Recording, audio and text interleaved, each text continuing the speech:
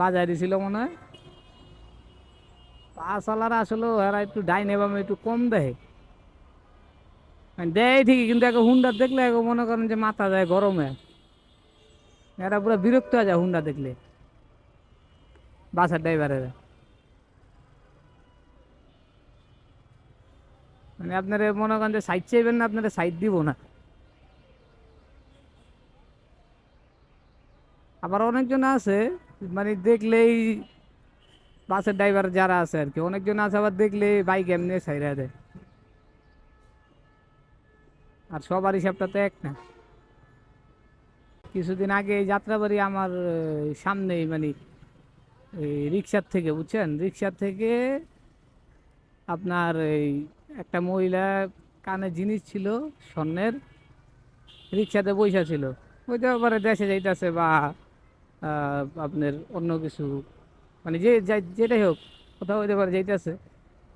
এর ভিতরে মনে করেন যে বাসের এই মানে ওই কান কি মনে হবে এটা চিন্তা করে নাই চিন্তাকারী, কানের থেকে মনে করেন যে জিনিস টান দিয়ে একবারে কান মান ছিঁড়া লয়ে গেছে। এখন তো মহিলা তো কানতে আছে, একদম কান ছিঁড়া গেছে গা, জিনিস নিয়ে দৌড় দিছে।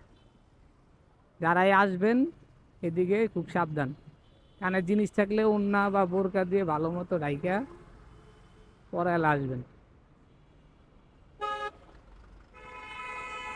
বাসায় সবার বইলা দিবেন, আন্টি আপু যারা আছে সবাইকে বইলা দিবেন, যাতে সেফটিভাবে চলাফেরা করে। ওই যে ওনার মাথায় যদি কাপড়টা যদি থাকতো তখন, তাহলে আর কানের থেকে ওই জিনিসটা টান দিয়ে নিতে পারতো না। কারণ ওরা ফলো করে আরো আগের থেকেই।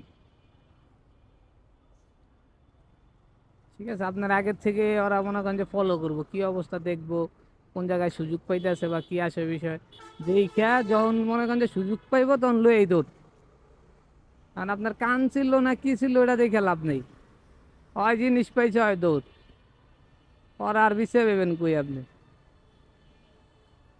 ভাই সেদিন ওই মহিলাটা যে কানছে যে এনে বৈশা বৈশা, অবস্থা পুরা সিরিয়াস হয়ে গেছিল মহিলার, কান দিয়া রক্ত পড়তে পড়তে অবস্থা। তারপরে সবাই একটু সাবধানে চলাফেরা করবেন, যাত্রাবাড়ি এমনিতেই ছিনতাইকারী বেশি।